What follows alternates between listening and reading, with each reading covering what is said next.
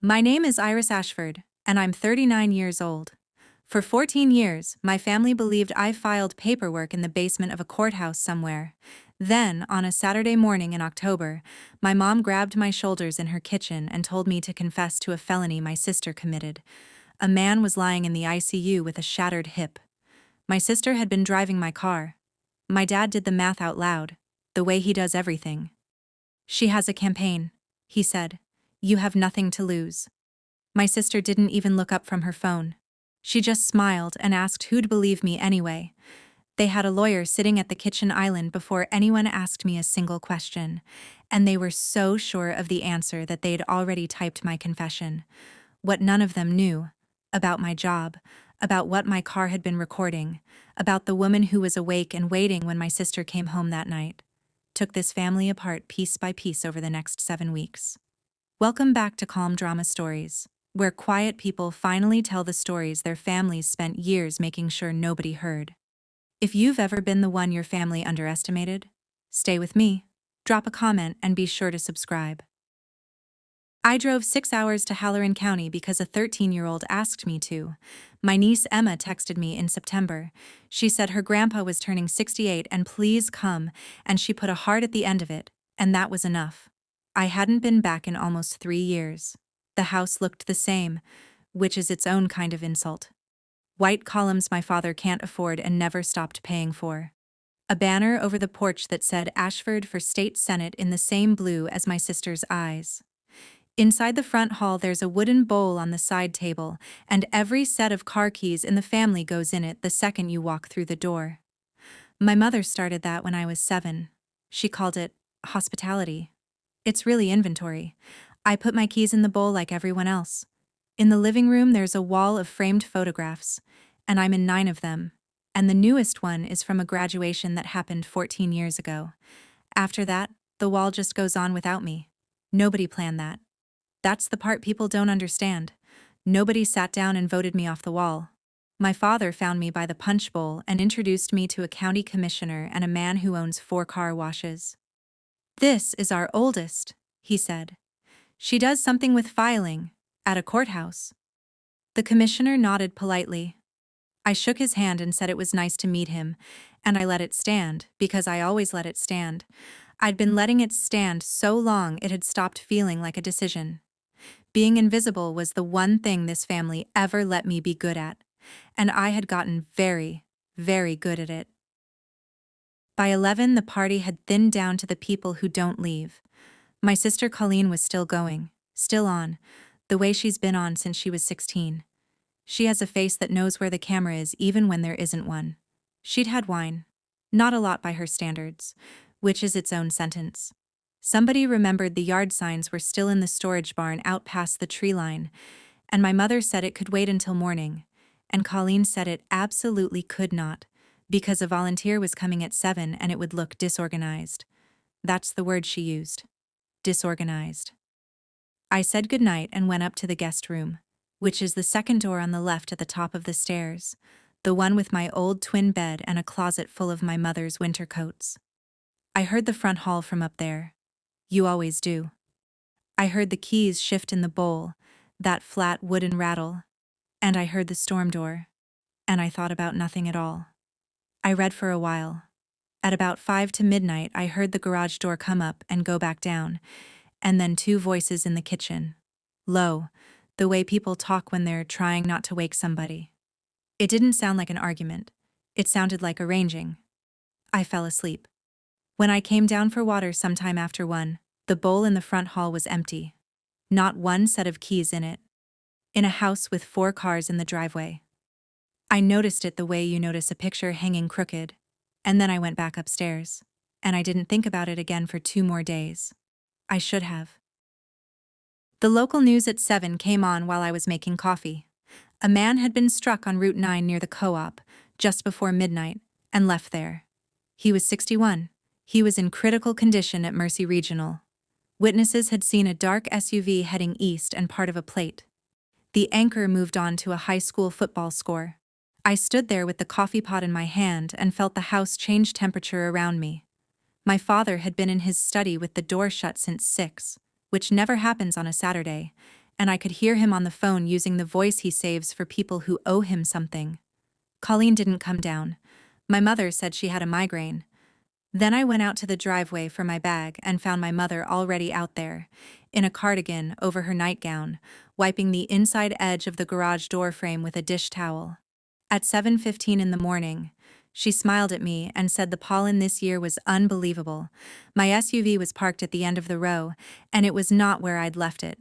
I'd backed in, the way I always do. It was nose in. I walked around to the front of it. The right headlight housing had a crack running through it like a dropped windshield, and there was a scrape of something pale along the bumper, and the whole panel was clean. Not clean like a car. Clean like somebody had gone at it with a rag. I stood there with my hand on the hood, and my mother came up the driveway behind me, and she didn't ask what I was looking at. She just said, "Come inside, Iris. Family meeting." Dale Whitfield was already at the kitchen island. He's been my father's lawyer since before I could drive, and he taught me to cast a line off the dock at Kettle Lake when I was 9, and he had a legal pad in front of him and a cup of my mother's coffee, and he'd been there long enough to finish it. That was the first thing that told me what kind of morning this was. They didn't call a lawyer after they talked to me. They called a lawyer instead of talking to me. My father came in and sat and did not say good morning. They started talking, and I want you to understand how they talked, because it's the whole thing. Nobody said, "Is he going to live?" Nobody said his name. They said exposure. They said the next 72 hours. They said if this gets a narrative before we give it one. Dale said the phrase manageable outcome twice. My mother poured more coffee. And underneath all of it, in pieces, the actual facts assembled themselves in front of me like furniture coming out of a box. Colleen had taken keys out of the bowl at 11:30. Colleen had taken my SUV, because it was the last one in and nothing was blocking it. Colleen had been drinking since 4 in the afternoon. Colleen had come back at 5 to midnight with a cracked headlight and had not called anyone, and my mother had made her a cup of tea. Nobody had called 911. Nobody had driven back out to Route 9. A man had lain in a ditch beside his bicycle for 19 minutes before a truck driver found him. Then Dale slid a sheet of paper across the granite, turned so it faced me, already typed, already dated. It was a confession. Mine. I read it twice. It said I had borrowed the vehicle, that I had been unfamiliar with the road, that I had panicked. Somebody had put the word panicked in my mouth at 6 in the morning. My mother came around the island and took hold of both my shoulders, and she looked at me with more warmth than she'd shown me in 3 years. And she said it plainly, like she was helping. "Just say you were driving?" I asked her if she understood what she was asking. She said she understood exactly, and that's why it had to be me. No husband, no children, no campaign. A job nobody could name. My father didn't get up. He looked at me across the counter with his reading glasses pushed up and he laid it out the way he'd lay out a budget line. "She has a campaign," he said. "You have nothing to lose." And there it was. The whole family ledger in one sentence, said out loud in front of a lawyer, and not one person at that island flinched. Colleen came in then in a sweatshirt, hair up, no makeup, and she poured herself orange juice while I told them no. I said it once, evenly, and then I said it again because the first one didn't seem to register.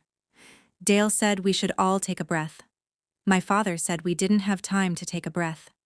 And my sister leaned back against the counter with the glass in her hand and looked at me the way you look at a dog doing a trick badly, and she wasn't even angry, which was worse. She said, "Who'd believe you anyway?" I picked up my coat off the back of the chair. I got as far as the doorway. And then my father said one more thing and it stopped me with my hand on the frame. "Colleen already gave her statement," he said. "This morning, at 7. Your name is in it." I turned around. Dale wouldn't look at me, which is how I knew it was true, and how I knew he'd helped write it. She'd told an investigator that her sister was visiting from out of state, that her sister had asked about the highway on-ramp, that her sister had gone out around 11:30. Not an accusation. Better than an accusation. A helpful detail from a cooperative family. I stood in that doorway and did the arithmetic they were certain I couldn't do. The vehicle is registered to me. The witnesses saw a dark SUV and half a plate. I was asleep alone in a guest room with no one to say otherwise. And the first person to hand police a story owns the shape of the story. Everyone who comes after is just disagreeing with it. My father was watching me work it out, and he thought what he saw on my face was fear. It wasn't. It was recognition. I had spent 8 years as a public defender standing next to people who got convicted of things they didn't do, and almost none of them lost because of evidence. They lost because somebody got there first. I put my coat back on the chair. Not because they'd won, because leaving Halloran County that morning would have been the single most useful thing I could have done for them. The out-of-state sister who came for one night and fled. They knew a version of me that was 14 years out of date, and they'd never once bothered to check whether it had been revised. That was their first mistake. It was not going to be the expensive one. I should tell you what happened when I was 25, because it's the whole foundation of the house. I failed the bar exam the first time I took it. 40% of my class failed that year. It's a footnote in most lives. It happened in July, and my father was 6 weeks out from a re-election, and a man running for county commissioner needs a story that makes him human. So at a fundraiser at the Elks Lodge, in front of 200 people who buy gravel and sell insurance, he told them his oldest had gone off to law school and washed out, and he shrugged and said, "You can't win them all." And the room laughed, and he got the warmth he needed. My mother was standing next to him. Afterward, in the parking lot, I asked her how she could let him say that. She fixed my collar. She was gentle about it, which is what I remember most. She said, "We don't have truths in this family, sweetheart. We have versions." I passed the bar in February. I never told them. I left Halloran County and took a public defender job 400 miles away, and I learned something in my first year that I mistook for wisdom for the next 14. If you don't tell people anything, they can't take anything. So I stopped telling them things. I stopped correcting the filing clerk joke. I stopped sending news. When I was sworn in, years later, I stood in a robing room and buttoned the collar myself. Alone. Because I hadn't invited a single person who shared my last name. I told myself the silence was dignity. It took a man bleeding in a ditch on Route 9 to show me what it actually was.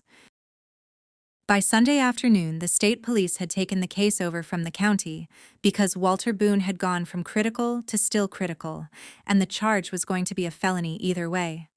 A detective, Dana Pruitt, called the house and said she'd be scheduling interviews with everyone who'd been at the residence Friday night. My father took that call in the hallway with his hand over the receiver. Then Dale came back at 4 with a cleaner draft of my statement. The word "panicked" was gone, replaced with "became disoriented." And he set it on the coffee table and said there was no rush. And then he said the county attorney's office would want something by a week from Thursday. Which is a rush. That's how it works. Somebody tells you there's no pressure and then hands you a deadline in the same breath, and you're supposed to hear the first part. I went out to the porch and called a woman named Renee Okafor, who I'd sat across from in a courtroom 9 years earlier and had never forgotten, and I told her everything in about 4 minutes. She asked 2 questions. She asked whether I'd said anything to any investigator. I hadn't. She asked whether I'd touched my vehicle. I said only the hood. She said good. And then she said, "Don't touch it again. And don't be alone with any of them. And I'll be there Tuesday." I sat on that porch after we hung up and looked at my SUV at the end of the driveway with the cracked headlight. There was one thing in that car none of them knew existed. It had been recording since the moment somebody turned the key. And the problem, the whole problem, for the next 5 weeks, was that I couldn't just go take it. People think a modern car is a car. It isn't. It's a witness that never blinks and doesn't care who pays for it. Mine is a 2023, and it does 3 things nobody thinks about when they buy one. It keys the driver profile to the fob, so the seat and the mirrors move to whoever's holding it. It pairs to a phone automatically, and it writes that down.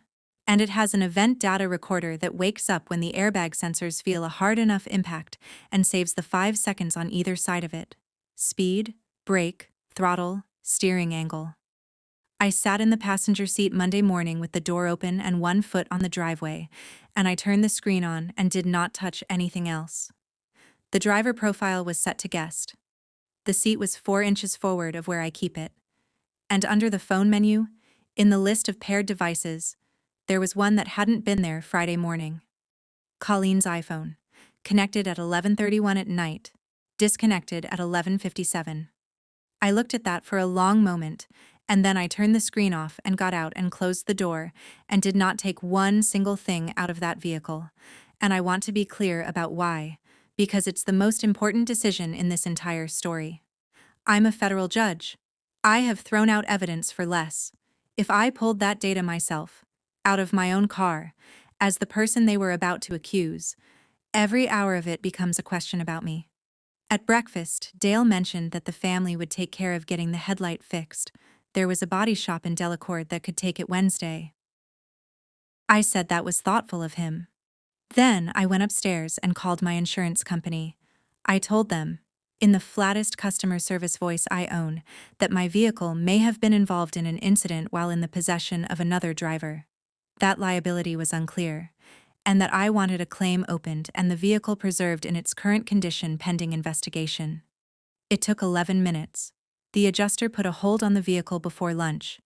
No shop in 3 counties will touch a car with an open claim and a preservation hold on it, because they don't get paid and they do get sued. Nobody had to be told no. There was simply, from Monday afternoon onward, no way to fix that headlight, and no way to vacuum that interior, and no way to make that seat go back 4 inches. It was the most boring thing I did all month. My father found out Tuesday because the body shop called Dale to cancel. He didn't say anything about it at dinner. He passed me the green beans and asked about the drive up, and he looked at me for about a second and a half longer than a person looks at their daughter.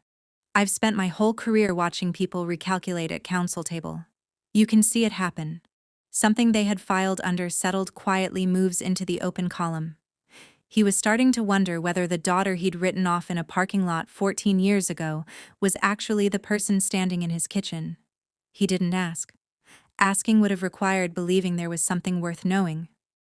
My mother refilled his water and said the beans were from the farmer's market, and everybody agreed that they were good. On Wednesday, I drove to Mercy Regional and sat in the surgical ICU waiting room for 2 hours, in the corner, and I did not tell anyone who I was, because I wasn't anyone there, and had no business being anything else. Walter Boone's wife was in the chairs by the window. Her name is Sharon.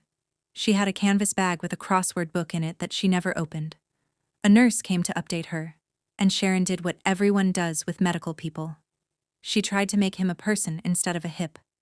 She said he'd worked the line at the Blue Star Diner for 30 years, and he could plate 40 covers an hour and never once got an order wrong.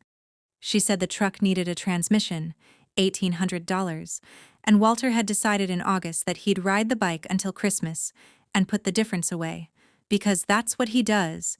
He decides things and then he just does them. She said, he's got a helmet. He wears the helmet. She said that twice to the nurse, like the helmet was an argument she needed to keep winning, and on the corkboard by the coffee machine, between a flu clinic notice and a church bulletin, somebody had pinned up one of my sister's campaign cards. Her face, that smile, the blue. And under it, in white capital letters, the slogan her consultant had focus grouped in June. Accountability for Halloran County. I looked at it for a while. Then I got up and put $4 in the vending machine and bought Sharon Boone a coffee she didn't ask for, and I set it down next to her, and I left before she could ask me what my name was. Thursday morning, I went to see Dale Whitfield alone, at his office above the pharmacy on Main, because there was still a version of the world in my head where a decent man had gotten swept into something and needed one honest conversation to find his footing. He has a photograph on his wall of himself and my father and 2 other men holding up a stringer of walleye at Kettle Lake in 1998, and I am in the corner of that photograph, 11 years old, holding the net. He poured me coffee in a mug that said, "World's okayest golfer." I told him the whole thing. Not as a suspect, not as a lawyer. I told him about the bowl and the keys and the seat position and the timeline, and he listened the way he used to listen when I was a kid, explaining and nodding along, letting me get to the end. And when I got to the end, he set his coffee down and he said, "Sign the statement, kiddo." He said it kindly. He said the county attorney was prepared to be reasonable, that with no priors it would be a deferred sentence, that in 18 months it would be nothing but paperwork. He said, "It's the version that saves everybody." The man who taught me to cast off a dock was quietly explaining to me why I should take a felony for my sister, and he thought he was being generous. And on the desk between us was a yellow legal pad, and clipped to the top of it was a memo slip with a letterhead I recognized, because it had been on 100 filings I'd read in my first year of practice. The Office of the Halloran County Attorney. Rex Calder. My father's first campaign volunteer. Class of 1994. Renee Okafor had come up that Tuesday and taken a room at the inn out by the highway, and the afternoon I got back from Dale's office she made me say all of it out loud again while she took notes in a hand I couldn't read upside down, which I suspect is on purpose. Then she told me where I actually was, and it was worse than I'd let myself put into words. 1. The moment I pull anything out of that vehicle myself, I'm the accused party handling my own evidence, and any competent attorney turns the rest of the hearing into a conversation about my hands. 2. The ordinary door for all of this, the county attorney's office, is a man who has been at my father's elbow since before I could vote, and a file can sit in an office like that for a very long time without anyone technically doing anything wrong. 3. And she was careful with this one. I hold a federal judicial commission, which means I don't get to be clever. Not one phone call to anyone I know, nothing said to any reporter, ever.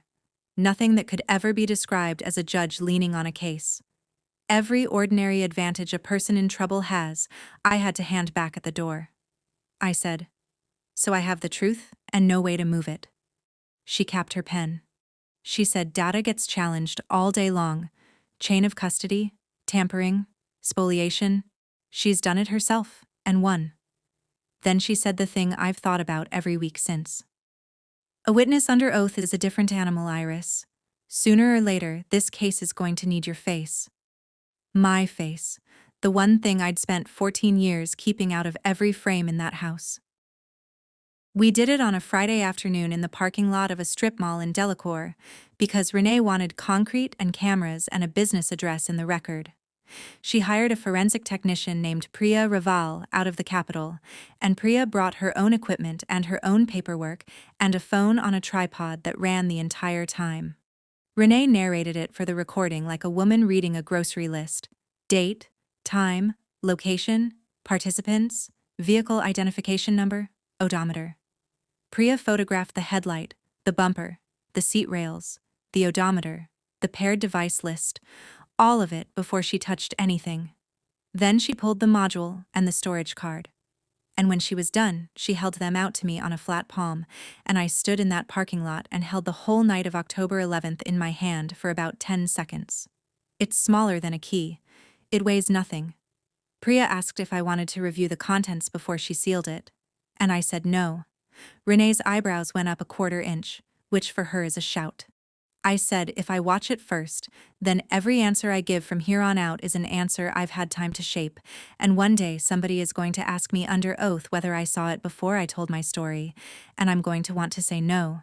So Priya put it in a paper evidence bag and sealed the flap with red tape, and signed across the seal and dated it, and Renee signed under her, and it went into a locked case in the trunk of a rental car. I didn't know what was on it.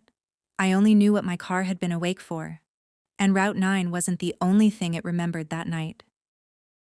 If you've made it this far, you already know this story isn't really about a car. It's about who your family has decided you are, and what happens the first time you refuse to agree with them. If you've ever been written off by the people who were supposed to know you best, tell me in the comments. I read every one of them. Now let me tell you what my mother did next, because she waited until the exact right moment, and she is very, very good at this. Sunday there was a dinner. Not a family meeting. A dinner with the good plates, and pot roast with the little onions, which I have loved since I was 6, and had not been served in this house in over a decade. My mother had gotten out the album, the fat green one, and it sat at the end of the table like a third course. Emma was there and was allowed to stay up. My father asked me about the district I lived in and listened to the whole answer. Colleen passed me the rolls and said she liked my haircut. It was the warmest room I had been in with these people since I was in my 20s, and every single degree of it was on purpose, and knowing that did almost nothing to protect me. After Emma went up, my mother put her hand flat on the table and made the offer. Dale had spoken to Rex.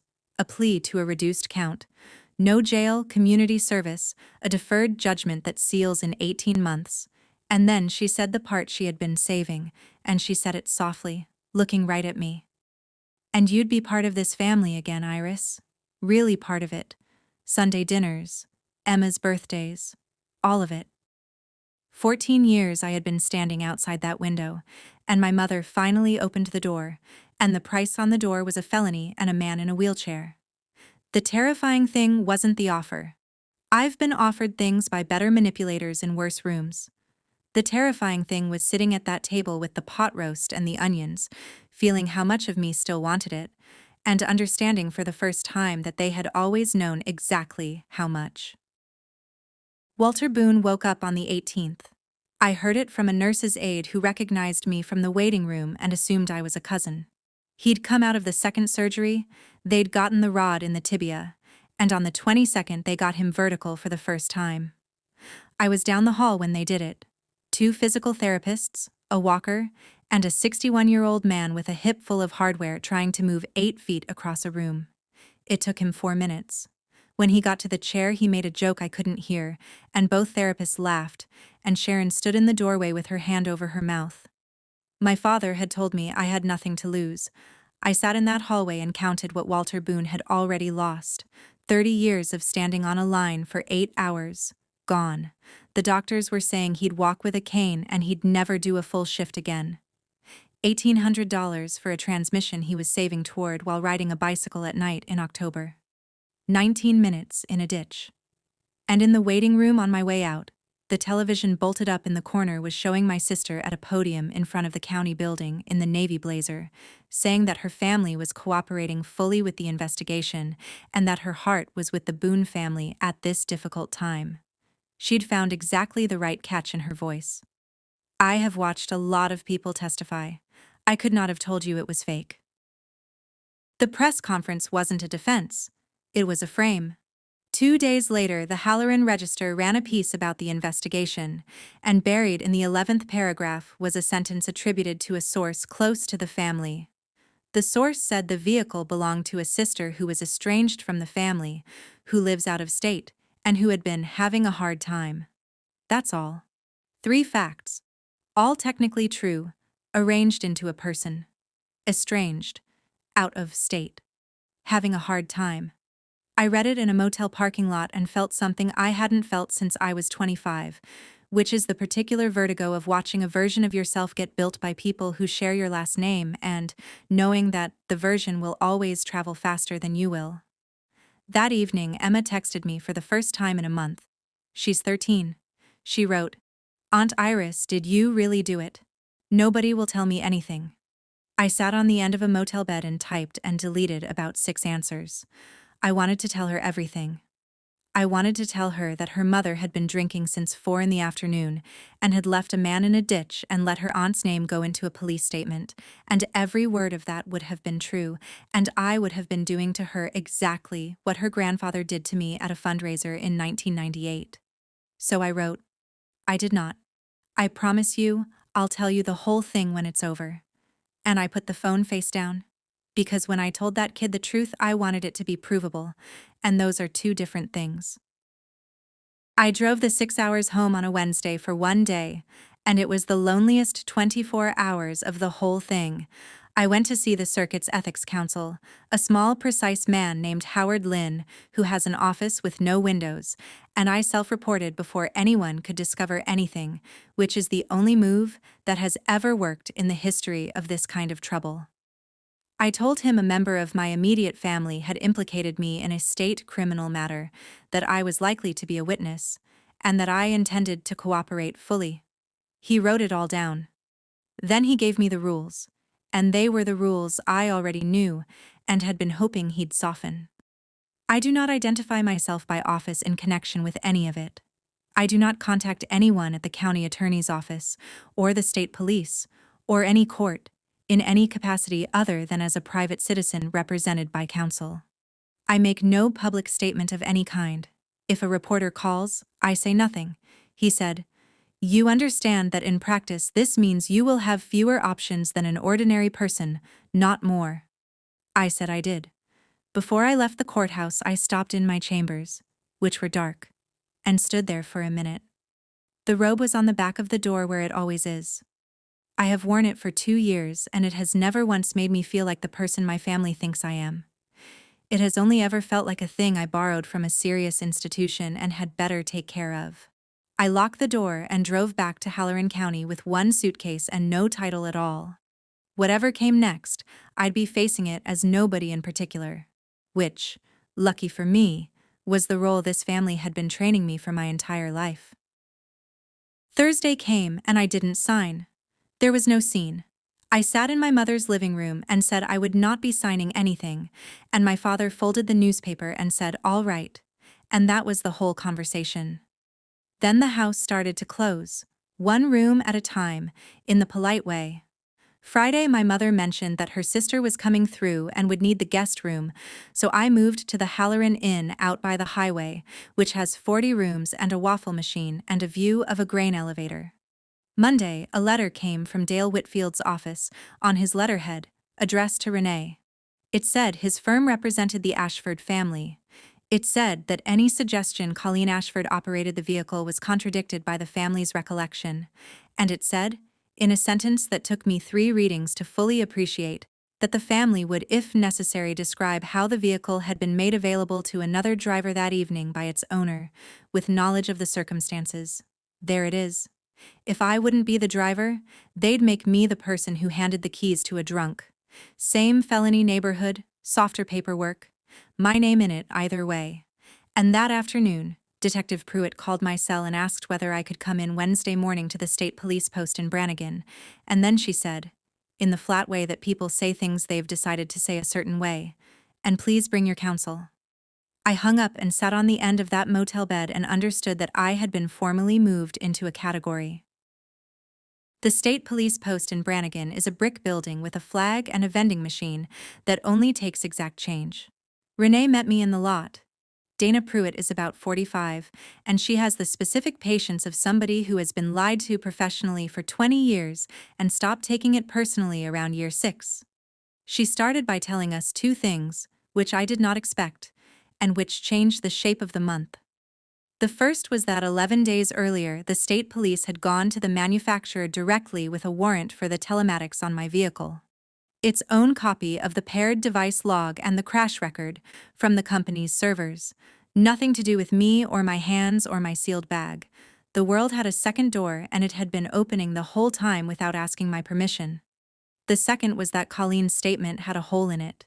She'd told them the household was quiet after 11:15, but a neighbor's doorbell camera across the county road had caught headlights coming down the Ashford driveway at 11:29 and coming back at 11:56, and my sister had put herself upstairs for all 27 of those minutes. Then Pruitt asked me to walk through my night. I did. The bowl, the stairs, the book, the garage door at 5 to 12. The voices, the water, the empty bowl. No adjectives, no conclusions. When you've listened to 10,000 witnesses, you learn that the honest ones are boring and the liars are vivid. At the end, she flipped back a page, stopped, and read something twice. Then she looked up at me. "One more question," she said. "Occupation?" I hadn't planned it. There was no moment where I decided today's the day. She asked a routine question off an intake sheet and I answered it, because you answer questions from investigators truthfully, or you don't answer them at all, and there is nothing in between that ends well. I said, "United States District Judge." The room went quiet. Renee looked at the table. Pruitt did not say anything for about 4 seconds, which is a long time in a small room, and then she wrote it down. And then she asked which district and I told her. And she wrote that down too. She had one follow-up, and it was a good one. She asked why it wasn't in the file. I said because nobody had asked. She closed the folder and stood and walked us out through the front, and at the door she put out her hand and said, "Thank you for coming in, Your Honor." And my mother was in the lobby. She'd driven over on her own, without telling anyone, to sit in a plastic chair by the vending machine and be helpful and available and find out what was being said about her family. She was 6 feet away. She heard all of it. I watched my mother's face do something I have seen 1,000 times from the bench and never once from her. It wasn't pride. Pride looks different. It was recalculation. The exact expression of a person moving an item out of the liabilities column and trying to work out quickly what it might be worth. She said my name once. I kept walking. In the parking lot, Renee asked if I was all right, and I stood there with my keys in my hand and said, "Who'd believe you anyway?" "Well, we're about to find out." It got back to the house inside an hour. My father called me that evening and asked me to come by, and I said we could talk on the porch. And we did, with the door shut behind us and the yard light on. I had spent the drive over bracing for the wrong thing. I thought he'd be angry about the concealment, or humiliated, or that somewhere in there would be one sentence about how he wished he'd known. My father was delighted. He sat down in the wicker chair and he said it was remarkable, and he said it twice. And then he started working. Did I understand what this changed? A federal judge. His hands were moving now. A federal judge who takes responsibility for a tragic accident, who steps forward, who doesn't hide behind her position. He said it could be reframed inside a week. He said Rex could be brought along. He said the story stops being a family covering for a candidate and becomes a family of public servants, and Colleen's numbers go up, not down, because voters forgive a family that owns its mistakes. He'd found a way to spend my commission, 14 years of not knowing what I did, and inside of 1 hour he had run the appraisal, and the answer was that I was worth more as a confession with a title attached than I'd ever been worth as a daughter. I sat on the porch rail and let him finish. That was the moment I stopped hoping. Not the kitchen, not the letter, not the leak. It turns out hope is the last thing they take, and they don't even take it on purpose. They just say what they actually think, out loud, and then it's gone. 2 things happened that week. On Tuesday, Rex Calder gave a statement to the Register saying his office had reviewed the matter, that the evidence to date did not establish who was operating the vehicle, and that he would not be charging anyone at this time. He said the word tragedy and the phrase grieving community. And Walter Boone was not dead, and nobody at that paper asked him about it. On Thursday, Dale filed his supplemental letter. 4 members of the Ashford family were prepared to state that I had made my vehicle available to my sister that evening with knowledge that she had been drinking. 4.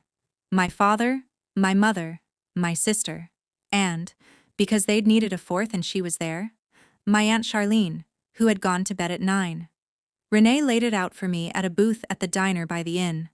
The state police had a good file, but a state case gets prosecuted by the county attorney, and the county attorney had just publicly announced he wasn't prosecuting, and the only thing that overrides a man like Rex Calder is a record so clean and so public that not charging becomes more expensive than charging. Sworn testimony. On the record. From the one person in that house whose account contradicted the other 4 and who had nothing to gain by giving it. She said, "It has to be you, and it has to be in the open, or it doesn't happen at all." Which is when I finally understood the shape of the last 5 weeks. There was one door left in this entire thing, and it only opened from the inside. Let me stop here for a second because I want you to sit with the question I had to sit with that night.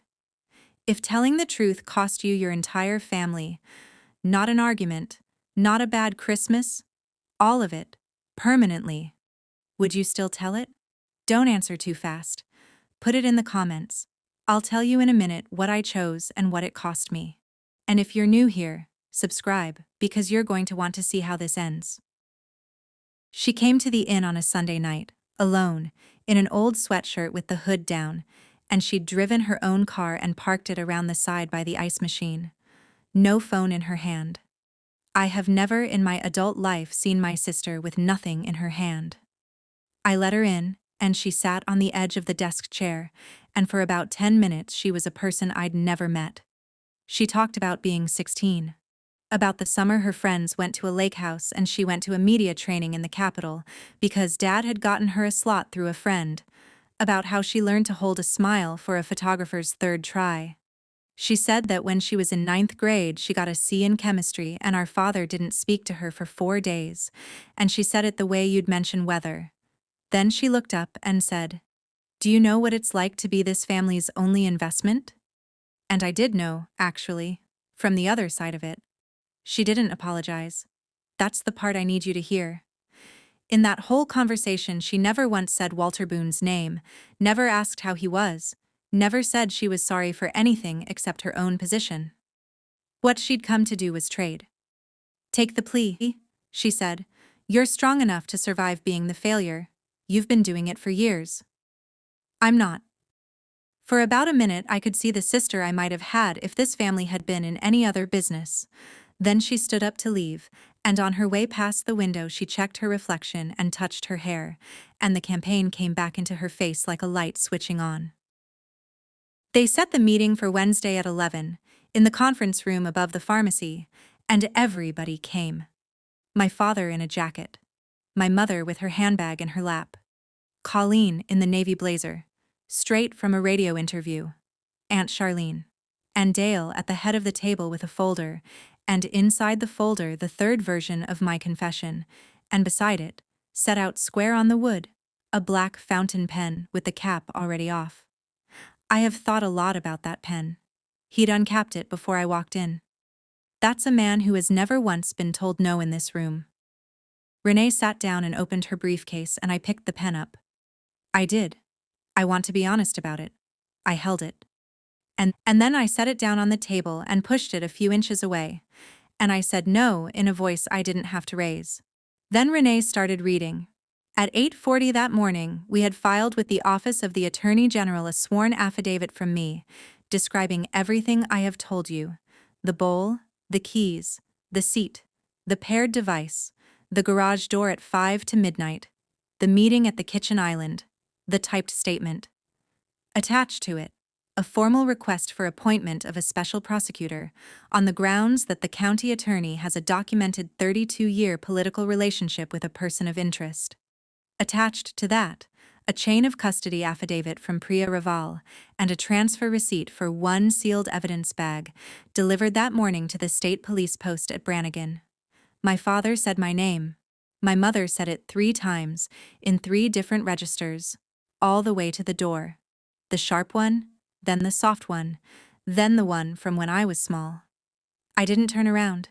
14 years I'd been the quiet daughter of the Ashford family, and she died in that doorway on a Wednesday morning, and I left her sitting at the table with the pen. That night, something slid under the door of room 14. An envelope, no stamp, my mother's handwriting. There was no letter in it. There was a photograph, and it was me at 7 years old on the front steps in a red coat, holding a cat we had for 2 years, and on the back in ballpoint it said, "Kitchen, tomorrow, 9, come alone, please." She'd underlined please. So I sat at that kitchen island for the second time, in the same seat, with the same coffee, and my mother told me what she had never told anyone. On the night of October 11th she did not go to bed. She stayed up because there were still 4 people in her yard, and a caterer's van in the drive, and she was in the front room at 5 to midnight when the garage door went up. She met Colleen in the kitchen. My sister's hands were shaking so badly she couldn't get the tea out of the box.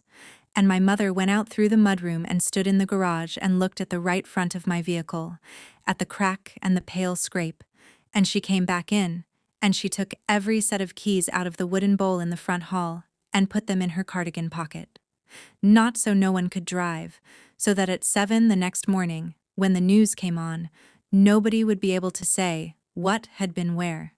She'd known since 11:58 that night. She'd known when she wiped the door frame. She'd known when she poured Dale his coffee. She'd known when she came around that island and put both hands on my shoulders and looked in my face and told me to say I was driving. I asked her why she was telling me now. She reached across and took my hand, and she was crying, and she was completely composed, and I realized she hadn't come to confess. Confession requires regret. She had come to negotiate. The hearing was the next morning at 9:30. She had 18 hours and she used every one of them well, because my mother is the best strategist in that family and always has been, and the proof is that nobody outside it has ever heard her name. She didn't threaten me. She didn't mention the 4 affidavits or the letter or the register. She held my hand on the granite and she made me an offer, and it was the only offer in 14 years that ever had a chance of working. "Come home," she said, "not for a dinner. Come home. Be our daughter again. Christmases, Emma's graduation. Your father will put your picture back up. I'll do it myself. Everything you've wanted since you were 25, and you know it, and I know it." And then, softly, almost tenderly, "All you have to do is not remember quite so clearly tomorrow." She wasn't asking me to lie. She was too smart for that. And lying under oath is a thing you can be prosecuted for. She was asking me to be uncertain, to say I couldn't be sure about the time, that I'd been asleep, that it had been a long day. Nobody would ever be able to touch me for it. Walter Boone would go home with a cane and a settlement from an insurance company. My sister would be in the state senate by spring, and I would get my family back. And she finished it the way she finishes everything, with the sentence she taught me in a parking lot when I was 25, only turned around into a gift. "Pick the version where you still have a family, sweetheart." I looked at the wall past her shoulder, at the photographs that stop in the year I turned 25, and I gave her my answer in one sentence, and then I drove back to the inn and slept for 6 hours, which surprised me. What I said to my mother in that kitchen was this: "Mom, I've spent 14 years being the version that was convenient. Tomorrow I'm going to be accurate." Then I said I loved her, because it was true, and because I wanted it on the record between us. And then I left. The Halloran County Courthouse is a limestone building from 1911 with 9 steps and a bad handrail, and at 9:20 the next morning there were 2 television cameras from the Capitol and 3 reporters at the bottom of them. They knew by then. Somebody at the register had run the appointment down. The headline that morning had the word "Judge" in it, in capital letters, next to my last name. Forever. A woman put a microphone near my face and asked me if I had any comment on my sister. I said no comment. She asked if I was here in my official capacity. I said I was here as a witness. She asked one more. Something about the family, and I said no comment, and I went up the 9 steps and through the doors, and I did not stop. And there is no clip of me anywhere saying anything about any of it. And that was the entire strategy, and it cost me more than anything else in this story. My father had told me I had nothing to lose. He was right. In a way he'd never bothered to look at closely. I had nothing they had ever counted. My name, my oath, and my spine. And I was about to spend all 3 of them in one morning. Inside, the courtroom smelled like old radiators. And in the first row on the aisle, in a wheelchair, with a cane across his lap and his wife beside him, was Walter Boone. The special prosecutor was a man named Grant Ellery, appointed 8 days earlier out of the Attorney General's office, and he had the gift of asking short questions. I was sworn at 10:15. I sat in a wooden chair in a room with a ceiling fan that clicked once every rotation, and I told it in order. The bowl in the front hall, and what my mother started at 4. The keys going in at 4 in the afternoon. The wine at the party. The yard signs and the storage barn. The stairs, the second door on the left.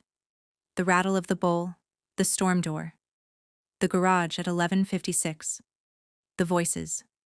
The empty bowl at 1 a.m. The news at 7. The dish towel. The crack in the headlight housing and the seat 4 inches forward, and the paired device that said 11:31 at night. The lawyer already sitting at the island. The typed statement with my name on it and the word "panicked" in it, which somebody later changed to "became disoriented." I did not editorialize once. Priya Raval had testified before me and put the sealed bag in the record, red tape and signature and date, opened in front of the clerk. matched line for line against the manufacturer's own telematics that the state police had pulled independently weeks before I ever handed anything to anybody. Then Colleen's attorney stood up for Cross, and he was good, and he went exactly where I would have gone.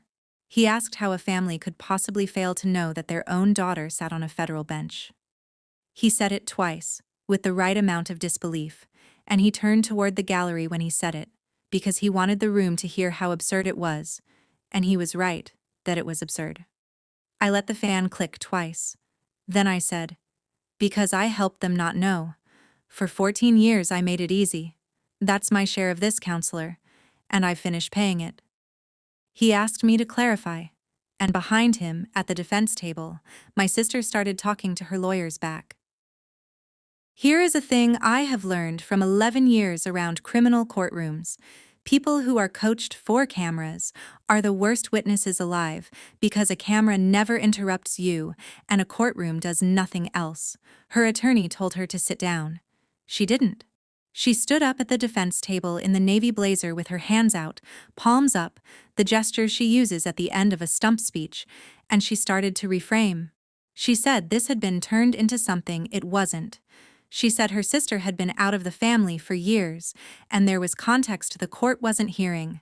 She said the word narrative out loud in a courtroom, which is a thing you can only do if you have never in your life been in one. The judge told her twice that she would have her opportunity, and on the third try, she got to the end of the sentence she'd been circling for 7 weeks, and it came out of her at full volume in a room with a court reporter in it. It was one mistake. One. People like her get to fail their entire lives, and it costs them nothing.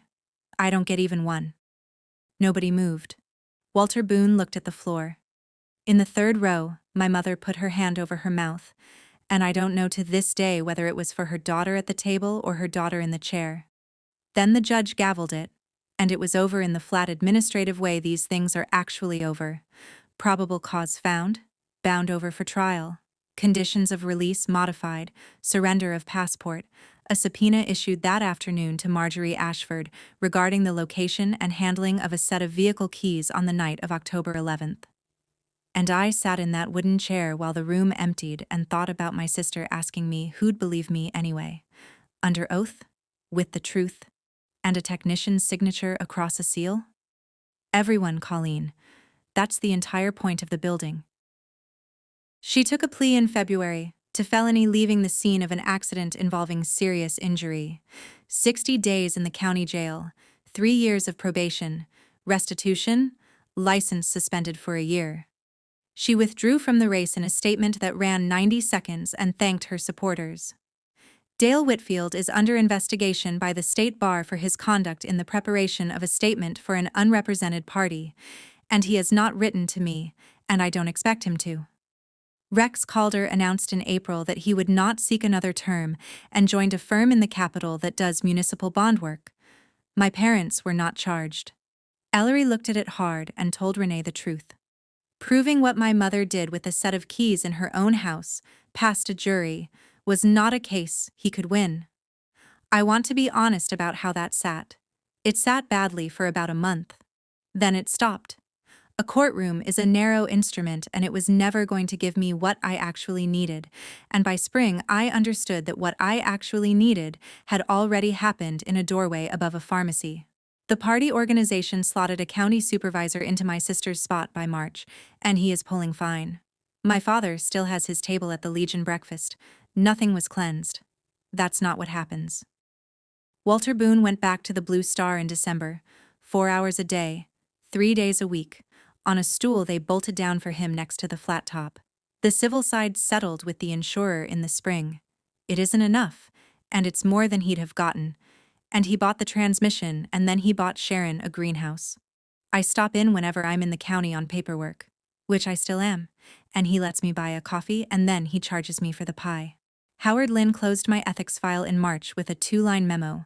Judge was a fact witness in a family matter, no use of office, no violation, and on the shelf in my chambers, behind the desk, where most judges put a photograph of their family, there is now a picture of an old man in an apron standing outside a diner with one hand on a cane and the other on my shoulder.